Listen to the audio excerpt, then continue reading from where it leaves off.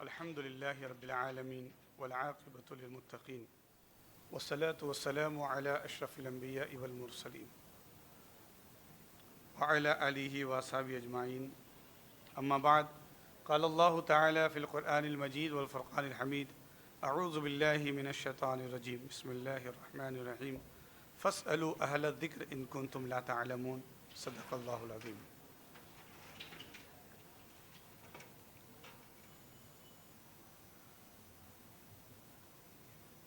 حاضرین گرامی، عقائد میں بہت ساری گفتگو ہو چکی. جو عقائد صحیحہ ہے کہ کس پر ایمان لانا چاہیے، قیامت پر، رسولوں پر، کتابوں پر، نبیوں پر، فرشتوں پر، اللہ پر، یہ ایمان لانے والی چیزیں ہیں جس کے بارے میں ہم پڑھ چکے ہیں. اب ایسی وہ چیزیں جس پر ایمان نہیں لانا ہے، جس سے دور رہنا ہے، جسے عقائد کفریہ بھی کہتے ہیں یا عقائد باطلہ کہتے ہیں. تو مسلمان اور مومن کے جو عقائد ہیں وہ پڑھ چکے ہیں، اور جس سے مسلمانوں کو دور رہنے کے لیے کہا گیا ہے. اب وہ عقیدے بھی ہم پڑھ چکے ہیں اس سے پہلے، لیکن اس کا اعادہ ہم کر لے رہے ہیں. گزشتہ رمضان میں یہ درس ہو چکا ہے، اب اس کا اعادہ ہے کہ سب سے پہلے ہم کفر کے بارے میں پڑھیں گے کہ شریعت میں ایمان کی ضد کا نام، ایمان کا اپوزٹ جو ہے وہ کفر ہے. یعنی جن چیزوں کے دل سے تصدیق اور زبان سے اقرار کرنا واجب ہے، ان کا انکار کرنا کفر، اور انکار کرنے والا کافر کہلاتا ہے. خواہ سب چیزوں کا انکار کرے یا کسی ایک چیز کا، خواہ زبان سے کرے یا کوئی لفظ نکالے یا دل سے یقین نہ رکھے، لیکن دل سے یقین نہ رکھنے والا اللہ کے نزدیک کافر ہوگا. اب سامنے ہمارے تو بول رہا کہ ہم نماز پڑھنا چاہیے، نماز ہے، اور اندر سے بول رہا کہیں کو نماز پڑھنا معاذ اللہ، کہیں کو روزہ رکھنے کا بھوکا کیوں رہنے گا. تو یہ دل کی بات جو اللہ جانتا ہے، تو وہ کفر اللہ کے قریب ہوگا. کفر نہایت بری چیز ہے، اس کا کرنے والا کافر ہمیشہ دوزخ میں رہے گا. ایسا ہے نا کہ وہ گناہ گار کو کچھ نہ کچھ اس کو عذاب دے کر پھر اس کو جہنم سے نکال کے جنت میں ڈال دیا جائے گا. تو جنت میں ڈال دیے جائیں گا، کس کو ڈالا جائے گا جنت میں؟ جو ایمان والا ہے، ذرہ برابر بھی، رتی برابر بھی ایمان جس کے دل میں ہوگا وہ جنت میں جائیں گا. لیکن جو اسلام کا انکاری کر رہا ہے، یا ارکان اسلام کا یا فرائض اسلام کا انکار کر رہا ہے، تو وہ جنت میں کیسے جائیں گا؟ تو کفر یکفر، کافر انکار کرنے والا کس چیز کا؟ اسلام کی چیزوں کا، اسلام کے فرائض کا، کل فرائض اسلام کا یا کسی ایک فرض کا انکار کرنے والا کافر کہلاتا ہے. انسان کو نعمت ایمان حاصل ہونے کے بعد اس کا شکر بجا لانا، اس کے لوازم یعنی اعمال صالحہ ادا کرتے رہنا، اور اس کے ختم ہونے سے ڈرتے رہنا چاہیے.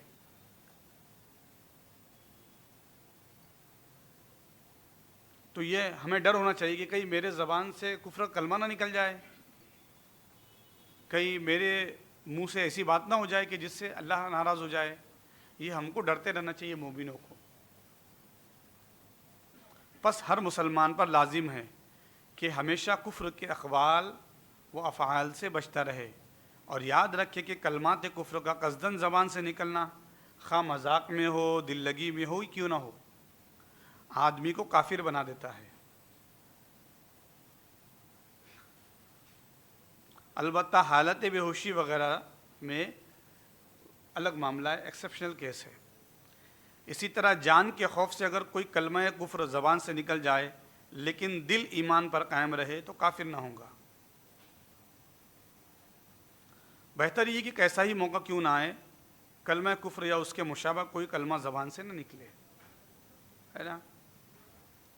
جیسے کہ آج ماحول بنا ہوا ہے، آج آپ کے گلے پہ کسی نے کچھ رکھ دیا یا آپ کو قریب مارنے کے لیے، اور آپ کو کہا جا رہا ہے کہ یہ بول، ورنہ تجھے ختم کر دیا جائے گا. تو اگر بظاہر وہ کلمہ زبان سے نکال دیا تو کفر نہیں ہوگا، گرچہ کہ وہ کلمہ کفر ہے. دل میں ایمان ہے اور زبان پہ کلمہ کفر بچنے کے لیے، جان بچانے کے لیے، تو اس کی اجازت ہے. اس کو کہتے ہیں اسلام میں رخصت.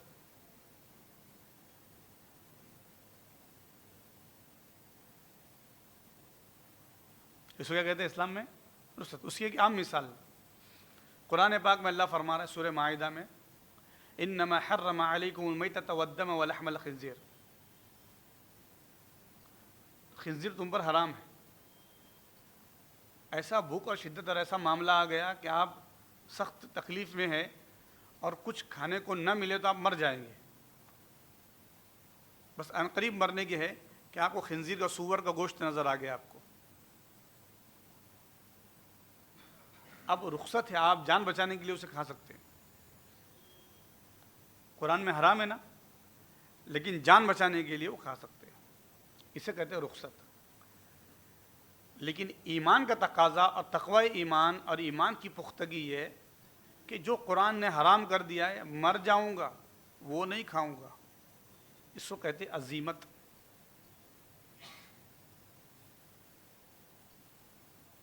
تو کلمہ کفر زبان سے نکالوں گا نہیں، مر جاؤں گا میں، مجھے جائے جو سزا دی جائے، مجھے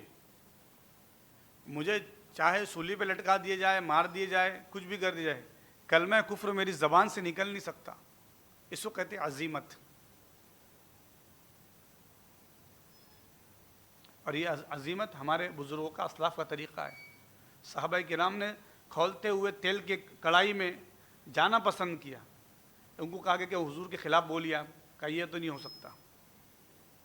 اسلام کے خلاف بولیے آپ، تو کہا نہیں ہو سکتا، ہم مر جائیں گے. ان کو ڈالا گیا اور فوراً بن گئے، فوراً ختم ہو گئے.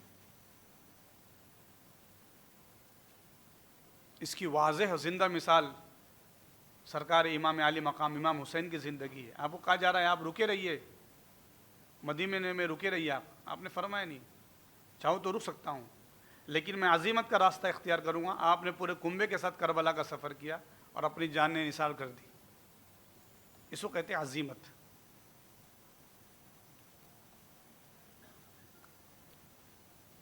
آدمی کو کافر بنا دیتا ہے، خواہ کوئی کا کلمہ کفر مذاق میں ہو، دل لگی میں ہو، لیکن ایسا نہیں ہونا چاہیے کہ کلمہ کفر زبان سے نکل جائے. اگر اچانک یا پھر ایسا دل میں نہیں تھا اور کوئی کلمہ کفر نہ دانستہ انجان میں زبان سے نکل جائے تو اور بات ہے. اس صورت میں فوراً توبہ کر لینی چاہیے بصورت اختیار. تجدید ایمان اور تجدید نکاح بھی لازم ہے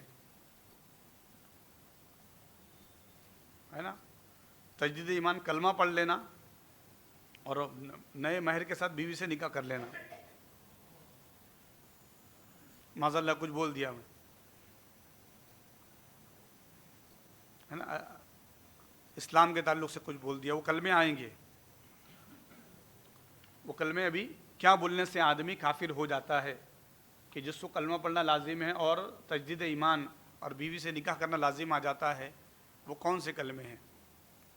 تو کلمات کفر جن سے آدمی کافر ہو جاتا ہے بہت ہے، لیکن یہاں بطور نمونہ چند کلمات پیش کی جا رہے ہیں اور ان کی مثل دوسرے کلمات سے بھی ایسے بچنا چاہیے جو اس کے سملر ہو. نمبر 1، اللہ پاک کی جناب پاک میں بے ادبی کرنا یا برا بھلا کہنا. جیسے جاہل لوگ رنج و مصیبت کے وقت یا کسی کی موت پر برائے ہمدردی کہتے کہ اللہ نے بڑا ظلم کیا.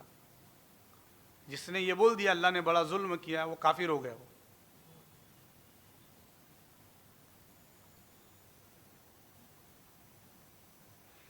وَنَعُوذُ بِاللَّہ.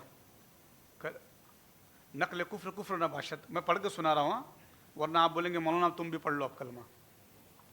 تو نقل کفر کفر نباشت، کفر کی نقل کرنا نقل نہیں ہوتا. تو اللہ کے حوالے سے اور الفاظ بہت سارے کہتے ہیں، اللہ پاک میرا کچھ نہیں بگاڑ سکتا، معاذ اللہ، میں تو معاذ اللہ قیامت میں دیکھ لوں گا. اور یہ ایسی باتیں ہوتی ہیں نا، بہت ساری باتیں کرتے ہیں لوگ. تیش میں آگے کرتے ہیں، وہ کلمہ کفر ہے، وہ اپنا حساب کتاب دیکھ لے۔ پیغمبروں میں کسی پیغمبر کی شان میں بے ادبی کرنا یہ بھی کفر ہے، کیونکہ وہ اللہ کے برگزیدہ بندے ہیں، تو ان کے بارے میں معاذ اللہ کچھ کر دینا کہ وہ بہت بولتے لوگ، وہ تو جیسے کہ حضرت موسیٰ علیہ السلام جلالی رہے تو معاذ اللہ غلط الفاظ نکل جاتے، نبی اکرم کے حوالے سے آج لوگ جو دن دناتے ہوئے جلسوں میں بیان کرتے رہتے، تو یہ بے ادبی ہے۔ معاذ اللہ کہتے حضور کو یہ علم نہیں تھا، وہ علم نہیں تھا، تو یہ علم تجھے کیسے ہو گیا بھائی؟ تجھے کہاں سے یہ علم آ گیا؟ قرآن کہہ رہا ہے وَعَلَّمَكَ مَا لَمْ تَكُنْ تَعْلَمْ، ہم نے مصطفیٰ کو سب کچھ سکھا دیا ہے۔ الرحمن علم القرآن، رحمان نے مصطفیٰ کو قرآن سکھا دیا، قرآن میں ہر چیز ہے۔ اب تم ترازو لے کے بیٹھیں گے، ناپیں گے کون سا علم نہیں ہے، کون سا یہ نہیں ہے، تو یہ بے ادبی ہے۔ اس کے بارے میں ایک بڑی بڑی کتابیں لکھی ہوئی ہے، یہاں بطور نمونہ پیش کی جا رہا ہے۔ رسول کریم صلی اللہ علیہ وسلم کی جناب مقدس میں گستاخی کرنا، مثلا آپ کے چہرے مبارک میں یا اوصاف شریفہ سے یا کسی وصف میں یا آپ کے احکام سے کسی حکم میں کوئی عیب نکالنا بھی کفر ہے، خواہ ہنسی مذاقی سے کیوں نہ ہو۔ صرف کافر ہو جاتا ہے، بلکہ اسلامی قانون کے اعتبار سے شریعت اسلامی میں اور اسلامی ملک میں واجب القتل ہے جو مصطفیٰ جان رحمت کا گستاخ ہے، اس کی توبہ ہرگز مقبول نہیں، وہ ہمیشہ کا جہنمی ہے۔ اب یہ قرآن سے ملتا ہے، سورۃ الحجرات پارہ نمبر 26، سورہ حجرات کا پہلا رکوع آیت نمبر 2، کیا فرما رہا ہے اللہ پاک؟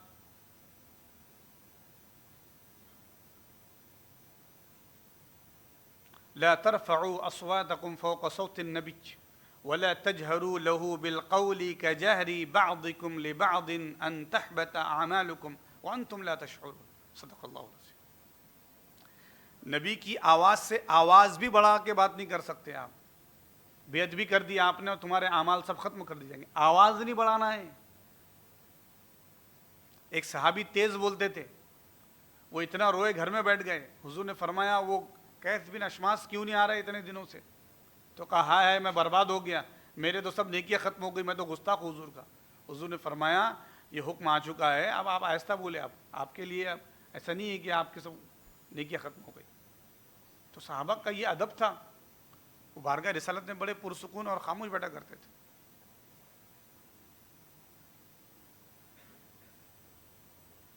اور آج درس دینے والا درس دیتے رہتا، بولتے رہتے مائک پہ بیٹھے ہوئے کہ حضور کھٹیا پہ بیٹھے ہوئے نیچے کتا ہے، حضور کو علم نہیں، معاذ اللہ۔ اچھا یہ کس نے بتا دیا؟ تو کہ یہ رسول اللہ نے تو بتایا۔ پھر ایک حدیث نکالی اور جنتی ایک شخص، یہ فرشتے ایک شخص کو لے کر جہنم کی طرف جا رہے تھے، حضور نے فرمایا کس سے لے کے جا رہے ہو؟ یہ حدیث اکثر بیان کرتے رہتے۔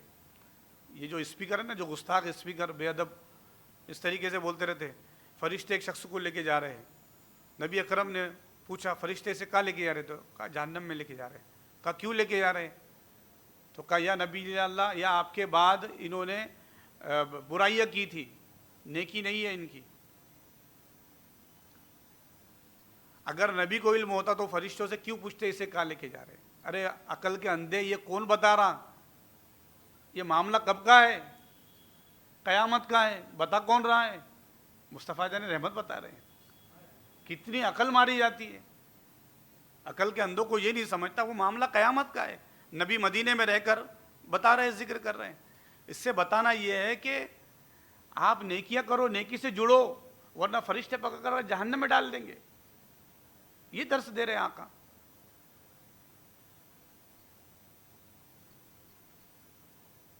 تو کتنی عجیب بات ہے کہ لوگ اس میں کیڑے نکالنے لگے اور سوچنے لگے کہ معاذ اللہ یہاں نبی کا یہ معاملہ، یہاں نبی کی یہ شان کم ہو جائیں گی۔ اوہ استغفر اللہ۔ اور مارکیٹ میں چل بھی رہے، ان کے فالوور بھی بہت ہیں، بہت گھوم رہے مارکیٹ میں۔ نبی کے تعلق سے تھوڑا سا بے ادبی بھی آ جائے تو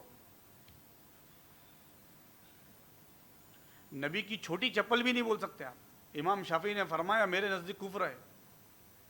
کوئی نبی کی چیز کو چھوٹی بھی بول دیا, امام شافعی فرماتے اس نے کفر کیا. آقا سے کی ذات سے جو بھی چیز نسبت پالی وہ عظیم ہے, بڑی ہے, اب اس کو چھوٹا مت بولا.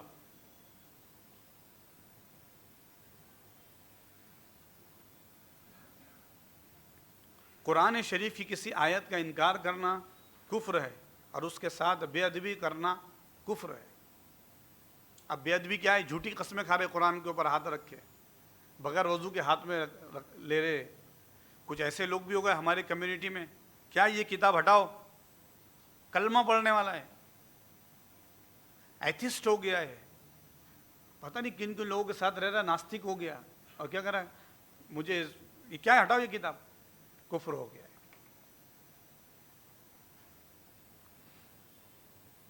احکام شرع سے کسی حکم کا انکار کرنا یا حقارت کرنا یا مذاق اڑانا. شریعت کا حکم ہے داڑھی رکھو, شریعت کا حکم ہے حلال کھاؤ. ارے بولے میں حلال نہیں, میرے کو تو حرام چلتا. بولے ڈائریکٹ بول رہا آدمی ایسا, میرے لیے حرام جائز ہے, اب تم کو بھی ڈنڈے جائز ہے.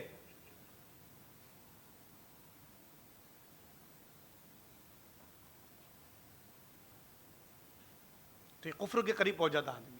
سود, بیاج, بٹے اور مٹکے اور پتہ نہیں کون کون سے دھندے. بولے اسلام نے میرے لیے جائز کر دیا, آپ نے کفر کر دیا جناب, آپ نے بہت بڑی بات کر دیا آپ نے. حرام قطعی کو حلال یا حلال قطعی کو حرام جاننا. دیکھیے آگے, کوئی چیز حلال ہے اس کو حرام جاننا, حرام کو حلال جاننا, یہ کفر ہو گیا.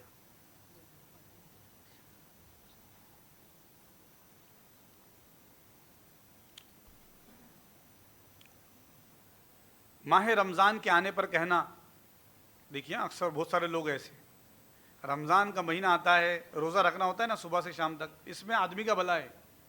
میں اس کے اوپر انشاءاللہ جمعہ میں گفتگو کروں گا, آنے والے جمعہ میں, کہ روزے کے بینیفٹس کیا ہے, سائنٹیفک ریزن. 13 آورس 14 آورس جو ہم بھوکا رہتے ہیں اس کے بینیفٹس کیا ہے, کہ مسلمانوں کا یہ معاملہ دیکھ کر کئی اور بہت سارے ہمارے غیر مسلم بھائی, ہمارے برادران وطن, وہ روزہ رکھتے ہیں.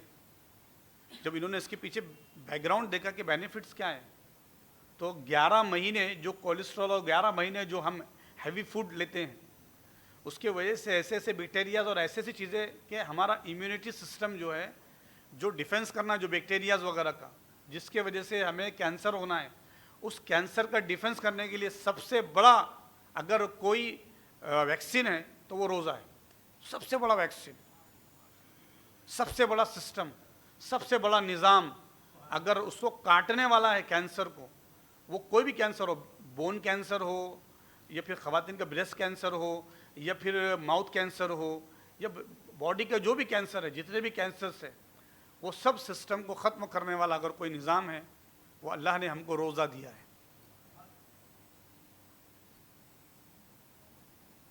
تو ہم غور کریں حاضرین, تو یہ اتنا بڑا نظام ہے. پھر کوئی کہے کہ رمضان آنے پر معاذ اللہ کیا مصیبت آ گئی سر پر, اب بھوکا رہنا پڑے گا. جس نے ایسا بولا اس نے کفر کیا.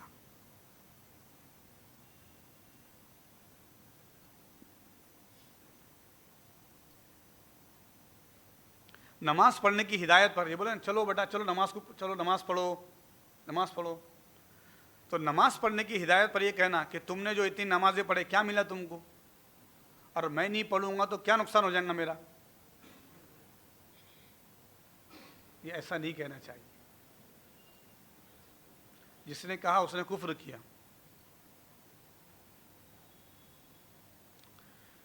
حالت غصے میں یا نارمل حالت میں یہ کہہ دینا کہ فلاں کام کرنے کا خدا بھی حکم دے تو میں نہیں کروں گا. یہ اکثر آج رجحان بنتے جا رہا, وہ ٹی وی شوز میں, ڈرامے میں اور فلموں میں آ رہا نا, کہ اگر خدا بھی اتر کے آ جائے تو میں نہیں سننے والا, میں تو خود کی بھی نہیں سنتا معاذ اللہ, خدا کی بھی نہیں سنتا معاذ اللہ. کفر کر لیا اس نے. ایسے ڈائلاگ بہت چل رہے, اور وہ ڈائلاگ میں ہم نقل کر رہے, اس کی نقل میں عقل چلے جا رہی, ایمان بھی چلے جا رہا.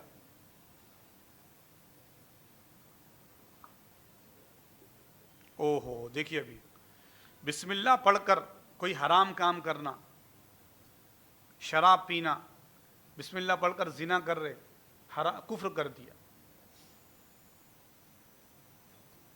تو جائز کاموں کے لیے ہی بسم اللہ ہے، ناجائز کاموں کے لیے بسم اللہ نہیں ہے نا. اس سے اندازہ لگا لیجیے. آپ جوا کھیل رہے، سب کے پتے ڈالے، میرے کو راجا ہے، رانی آ جائے، کچھ تو بھی آ جائے، بسم اللہ بول کے اٹھایا، تیرا ایمان بھی اٹھ گیا. اس کو ہم نارمل لے رہے، معلوم سمجھ رہے، لیکن کیا بول رہے، پورے پتے باٹا، چلو بسم اللہ کرو. معاذ اللہ رب العالمین. تو بسم اللہ کے معنی کیا؟ اللہ کے نام سے، اللہ کے نام سے حرام کام کر رہے ہو.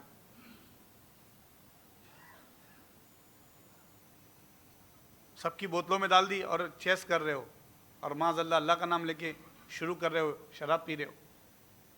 تو یہ کفر ہے. گناہ خواہ صغیرہ ہو، چھوٹے گناہ، یا کبیرہ ہو، ہے نا.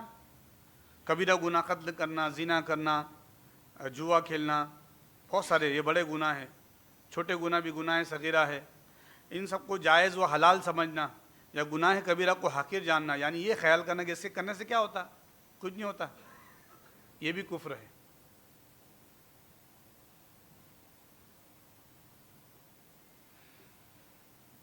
کسی نجومی یا پنڈت وغیرہ سے غیب کی باتیں پوچھنا اور ان پر یقین لانا بھی کفر ہے نا. دیکھو دیکھو ذرا میرے ہاتھ میں کیا بتا رہا، دیکھو تو لکیروں میں تقدیریں تو اللہ نے لکھی ہے، یہ کیا بتائیں گا. اگر یہ جتنا معلومات والا رہتا کیا کو منگتا پھرتا تھا، روڈ پہ بیٹھا رہتا تھا اس کے ہاتھ دیکھتے ہوئے. تو معلوم کیا ہوا، اس بات پر یقین کرنا، اور جبھی تو ایسا ہو رہا ویسا ہو رہا. اس نے آپ کو کچھ باتیں بتا دی، آپ نے یقین کر لیا، آپ کا ایمان چلا گیا.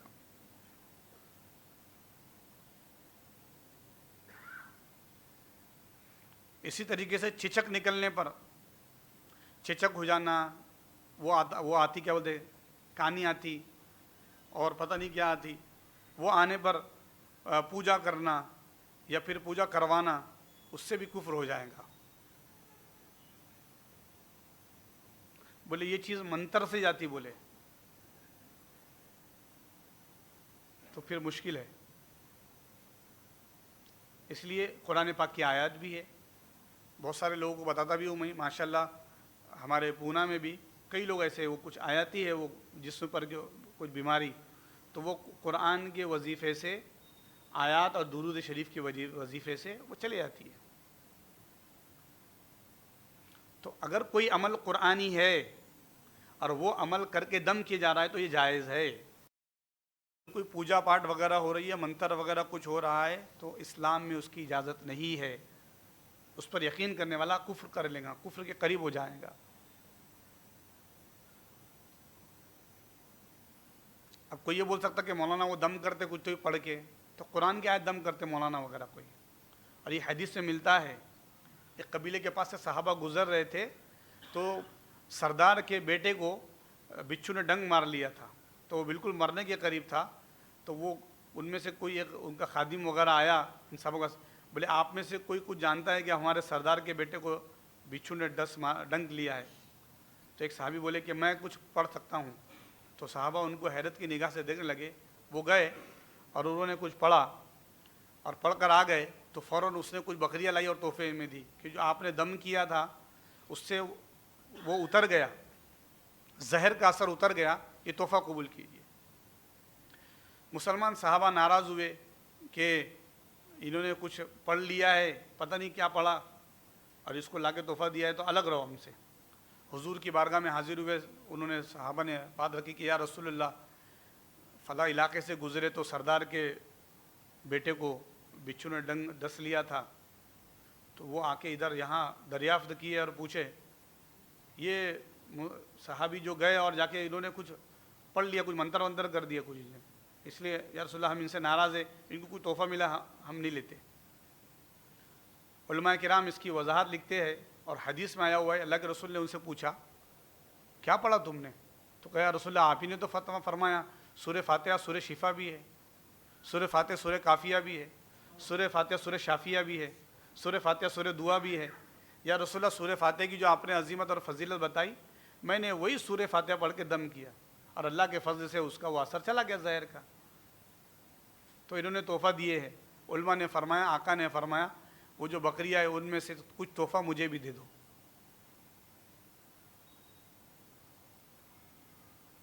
تو قرآن پاک کو اللہ نے شفا بنایا ہے، اس کا آپ دم کر سکتے ہیں۔ قرآن سے دم کریں گے تو غم دور ہوں گے انشاءاللہ۔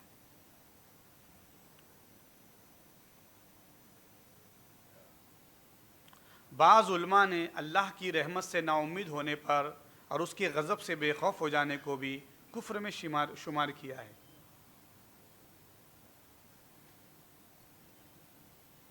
نہیں میرا کام نہیں بن سکتا، یہ میں تو نا امید ہو گیا، ہاتھ پہ ہاتھ دھرے بیٹھ رہے۔ اللہ کی ذات سے امید رکھو، کام بنے گا۔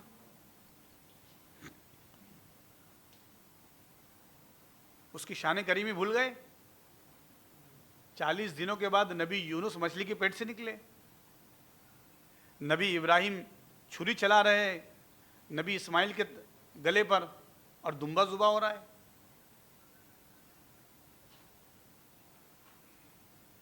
آج بھی ہو جو براہیم سا ایما پیدا، آگ کر سکتی ہے انداز گلستہ پیدا۔ تو ہمیں تو یہاں پہ ایمان کی تخویر بتانا ہے۔ پتہ ہوگی کیا بات؟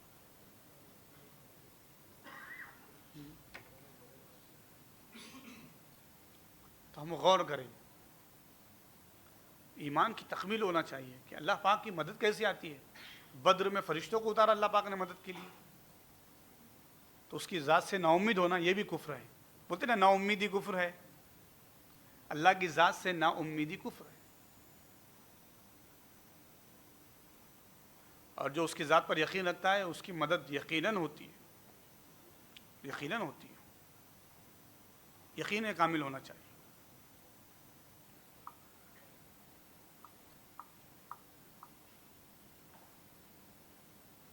کسی کلمہ پڑھنے والے مسلمان کو خواہ وہ کیسا ہی فاسق ہو، فاجر ہو، کافر نہیں کہنا چاہیے۔ وقتی کے کفر کی کوئی بات اس کی زبان سے نہ سن لے یا کفر کی علامت اس میں نہ دیکھ لے۔ ارے وہ تو اس کا اعتبار مت کرو، کافر ہے بولے وہ تو۔ اگر آپ نے اس کو بول دیا، وہ اس نے نہیں بولا ہے کچھ بھی، آپ نے اس کو بولا، آپ پر وہ کفر کا الزام آ گیا، تو منہ اٹھا کر کسی کو بھی کچھ بھی بول دینا یہ بالکل بھی درست نہیں اسلام میں، جب تک آپ کو تحقیق نہ ہو جائے۔ سنی باتیں پر تحقیق نہیں کرنا چاہیے۔ نبی اکرم نے فرمایا آدمی کے جھوٹا ہونے کے لیے کافی ہے کہ وہ کوئی بات سنے اور بغیر تحقیق کے بولتے پھرے، یہ آدمی کے جھوٹا ہونے کے لیے کافی ہے۔ اللہ پاک ہم کو نیک سمجھ عطا فرمائے۔ 2 منٹ رہ گئے، جلدی سے میں کچھ پڑھ لیتا ہوں۔ غسل، وضو کا ہو گیا تھا۔ غسل کے بارے میں، غسل کی تعریف حدث اکبر یعنی کہ بڑی نجاست سے پاک ہونے، یعنی سر سے پیر تک تمام جسم کا ظاہری سطح دھونے کا نام غسل ہے، جس کا دھونا بغیر کسی تکلیف کے ممکن ہو۔ غسل کی صفات کیا ہے اور غسل کب فرض ہوتا ہے؟ شہوت سے منی نکلنے پر، احتلام کے بعد، حیض رکنے کے بعد، جب کسی خاتون کو ولادت ہوتی ہے اور وہ ان کے ایام نفاس کے ہوتے ہیں، وہ نفاس کے ایام رکنے کے بعد، تو یہ فرض ہے۔ یہ غسل کیا ہے؟ فرض ہے کہ نہانا ضروری ہے۔ اور فرض کفایہ کیا ہے؟ مسلمان میت کا نہلانا زندہ مسلمانوں پر فرض کفایہ ہے۔ یعنی کسی کا انتقال ہو گیا اور معلوم ہوا اس کو دفن کر دی، نہلائے نہیں تھے اس کو، تو ایک فرض جو ہے مسلمانوں نے چھوڑ دیا، سب گنہگار۔ اس لیے میت کو غسل دینا کیا ہے؟ فرض کفایہ ہے۔ اب یہ فرض کفایہ کیا ہے؟ یعنی کہ چند لوگوں نے مل کر غسل دے دیا تو سب پر سے اتر گیا، اور کسی نے ہی نہیں غسل نہیں دیا، ویسے دفن کر دیا، تو یہ مصیبت سب پر آ گئی کہ سب گناہ میں شامل ہو گئے۔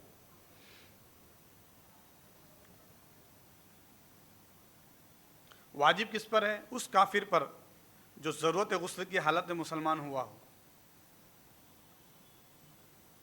اس کے لیے واجب ہے کہ یعنی مسلمان ہوا، اب اس کے لیے غسل کرنا واجب ہے۔ سنت جمعہ کے دن، عید الفطر کے دن، عید الاضحیٰ کے دن، احرام پہننے کے لیے، حج و عمرے کے لیے، حج کرنے والے کو عرفے کے دن سنت ہے۔ اور مستحب کب ہے؟ مستحب شب برات میں، شب قدر میں، شب عرفہ میں، سورج گہن چاند گہن کے وقت، نئے کپڑے پہننے کے وقت، سفر سے واپسی کے وقت، مکہ معظمہ میں داخل ہونے کے وقت، طواف زیارت کے لیے، مدینہ منورہ میں داخل ہونے کے وقت کہ حضور کی بارگاہ میں حاضر ہو رہے ہیں تو غسل کر کے جائیں گے بارگاہ رسالت میں، بارش طلب کرنے کے لیے بھی مستحب ہے۔ اب غسل کے صحیح ہونے کی شرطیں اور غسل کے فرائض وغیرہ کیا ہے وہ انشاءاللہ ہم آئندہ شامل کریں گے۔ تو یہ غسل کی کچھ باتیں تھیں اور شریعت احکام تھی۔ کفر کے بارے میں ہم نے پڑھ لیا ہے، اب انشاءاللہ شرک کے بارے میں انشاءاللہ کل شامل کریں گے۔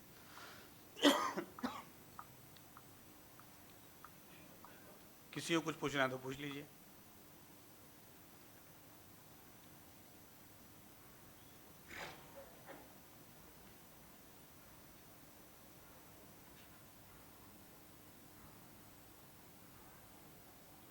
کوئی کتاب لے کے پڑھ رہا ہے نا، یہ پڑھتے رہتے ہیں تو یہ جو نشانات لگے ہوئے برائے مہربانی نشانات کو ادھر ادھر نہ کریں۔ اسی طریقے سے آپ جہاں سے پارہ لے رہے ہیں قرآن کا، گزارش ہے کہ وہ پارہ وہیں پہ رکھے، پہلا پارہ کہاں ہے، دوسرا پارہ کہاں ہے، تیسرا پارہ کہاں ہے، پہ رکھے۔ اور برائے مہربانی آپ مسجد میں ہو، گھر میں ہو، قرآن کے اوپر کسی چیز کو نہ رکھیں۔ سب سے بڑا مرتبہ کلام اللہ کا ہے، سب سے بڑا مرتبہ۔ حدیث کی کتاب بھی قرآن پر نہیں رکھ سکتے، حتیٰ کہ ترجمہ والا قرآن بھی قرآن پہ نہیں رکھ سکتے۔ ترجمہ والا قرآن بغیر ترجمے والے قرآن پر نہیں رکھ سکتے، کیونکہ ترجمے میں تفسیر مفسر کے کچھ گفتگو ہے، لیکن قرآن جو ہے وہ خالص اللہ کا کلام ہے۔ تو پہلے اللہ کا کلام، پھر اس کے بعد ترجمہ، ترجمے کے بعد تفسیر، تفسیر کے بعد حدیث، حدیث کے بعد پھر اور دوسری کتابیں۔ 5 سورہ رکھ سکتے ہیں، لیکن صرف اس کے اندر 5 سورے ہی ہونے چاہیے۔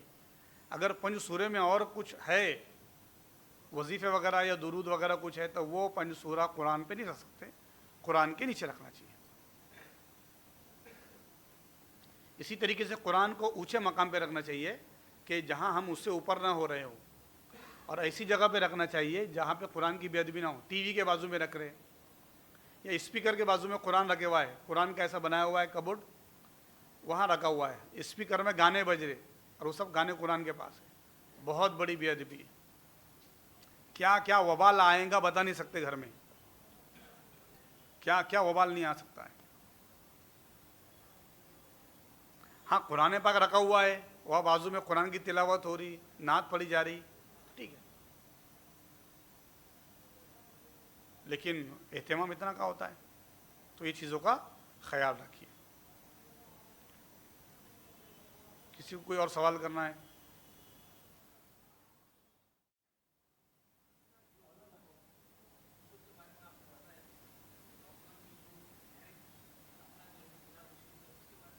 وہ شکل الگ تھی، حالات کے اعتبار سے تھا، تو وہ فرض اتر گیا ہے نا۔ لاک ڈاؤن میں جو میت تدفین کی گئی وہ ایسی حالت تھی کہ پھر اس حالت میں ان کو کیا کر دیا گیا، ویسے ہی دفنا دیا گیا۔ تو وہ حالات کے اعتبار سے علماء کرام اور مفتیان کرام نے وہ شریعت میں اجازت دی تھی، ورنہ نارمل حالت میں جو ہے وہ سب کو غسل دینا فرض ہے. ورنہ ایسے حالات بھی ہے کہ کچھ انتظام نہیں ہے. جنگ کے اندر بھی شہداء کو ویسے ہی دفن کیا گیا. تو سچویشن کے اعتبار سے تو اس وقت میں لاک ڈاؤن میں جو میت دفن کی گئی وہ اس وقت ان کی اجازت تھی. لیکن یہ کلی طور پر عموماً جو ہے وہ میت کو غسل دینا فرض کفایہ ہے. جی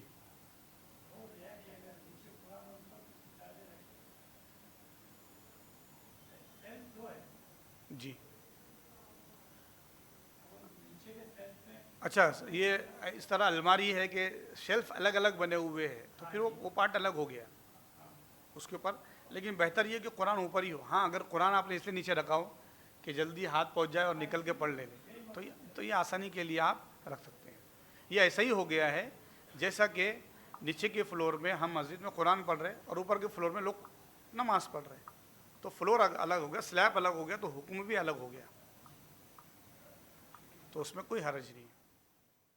وصلی اللہ تعالی علی خیر خلقی سیدنا و نبینا و مولانا محمد وعلی آلہ و صحبہ اجمعین والحمد للہ رب العالمین.